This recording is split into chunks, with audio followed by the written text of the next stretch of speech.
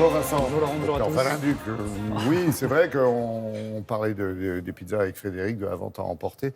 Et c'est vrai qu'on va s'intéresser ce matin à l'obésité, au surpoids qui touche quand même pas mal de Français qui sont véritablement concernés, c'est le cas de le dire, très sérieusement par ce problème. Oui, près de la moitié des adultes français est en surpoids ou en obésité. On a effectivement Plus les hommes, je crois. 54% des hommes en effet et 44% des femmes sont en surpoids ou en obésité. En consultation, c'est jamais très facile d'aborder le sujet avec un patient parce que souvent lorsqu'on aborde la question, il va vous dire oui docteur, j'ai quelques kilos en trop et puis il essaie d'éviter la question. Cependant, ils savent pas toujours qu'il peut y avoir des conséquences sur notre santé d'avoir des kilos en excès comme ça. Et puis ils connaissent pas non plus, ils n'arrivent pas à se situer par rapport à certains référentiels tels que l'indice de masse corporelle, le fameux IMC, qui est connu depuis le 19e siècle, mondialement utilisé. Néanmoins, il a des limites. C'est pour ça qu'il faut souvent le coupler avec d'autres mesures comme la mesure du tour de taille. Ok, alors justement, vous nous avez préparé en images, non seulement des conseils pour faire attention à notre ligne, mais aussi pour nous expliquer comment on calcule ce fameux IMC. On regarde, on écoute, bien sûr.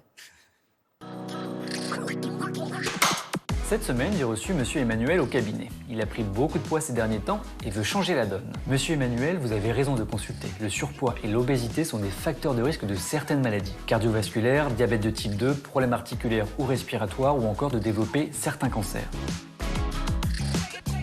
Pour savoir où vous situez Monsieur Emmanuel, voici quelques indices. L'IMC, l'indice de masse corporelle. Pour le calculer, un peu de maths. Divisez votre poids en kilos par votre taille au carré. Si votre IMC est supérieur à 25, vous êtes en surpoids. S'il est supérieur à 30, on parle d'obésité. Autre mesure, le tour de taille. Il donne une image simple de l'excès de graisse accumulé au niveau du ventre. Munissez-vous d'un mètre ruban. Le risque cardiovasculaire et métabolique augmente si le tour de taille est supérieur à 80 cm chez la femme et 94 cm chez l'homme. Sachez-le, les enfants aussi sont concernés. Alors surveillez bien les courbes situées dans leur carnet de santé.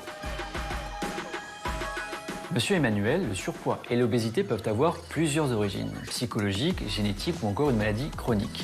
Mais le plus souvent, c'est dû à une alimentation trop riche et pas assez d'activité physique. Comme toujours, vous êtes acteur de votre propre santé. Vous avez déjà entendu parler des fameux 5 fruits et légumes par jour, alors allez-y, mangez-les. Côté charcuterie, c'est pas plus de 150 grammes par semaine, soit environ 3 tranches de jambon blanc. Côté viande, on privilégie la volaille, on limite les autres viandes à 500 grammes par semaine. L'alcool, c'est 2 verres max par jour et pas tous les jours. Côté soda et jus de fruits, maximum 1 verre par jour. Apprenez également à lire les étiquettes des produits que vous achetez, à repérer le sucre, les matières grasses et l'apport calorique total. Évitez la sédentarité et bougez. Faites au moins 30 minutes d'activité physique par jour que vous pouvez répartir 10 minutes le matin et 20 minutes le soir. Prenez l'escalier plutôt que l'ascenseur et, comme Monsieur Emmanuel, au moindre doute, consultez votre médecin qui réalisera un bilan médical complet. Alors, en attendant de retrouver la ligne, prenez soin de vous. Alors ça, ce sont des conseils, Vincent, pour les adultes, mais les enfants sont eux aussi victimes de surpoids et d'obésité. Oui, en effet, il y a 17%, environ 17% des enfants de 6 à 17 ans qui sont aussi touchés par le surpoids ou l'obésité. Donc là, il faut savoir aussi que l'obésité infantile peut aussi avoir des conséquences sur la santé, les mêmes que l'adulte, sauf qu'elles vont arriver plus tôt et plus précocement dans la vie des enfants. La prévention reste sensiblement la même. En effet, ça va être une alimentation équilibrée, une activité physique. En revanche, là, c'est au moins 1 heure par jour. Là où chez l'adulte, c'est plutôt 30 minutes par jour. Et puis, on fait aussi attention aux écrans parce que le fait de regarder toujours son écran, d'être un peu sédentaire, ça n'améliore pas non plus l'hygiène de vie des enfants. Ouais.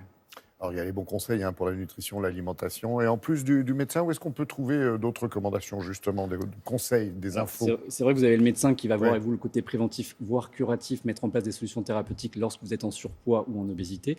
Mais il y a un site super, mangerbouger.fr, qui est très pédago. On y apprend plein de choses. Je trouve qu'il est très bien mis en page.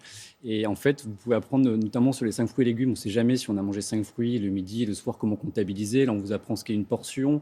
On vous apprend que vous pouvez les manger frais, surgelés, en conserve. Voilà, il y a plein d'infos.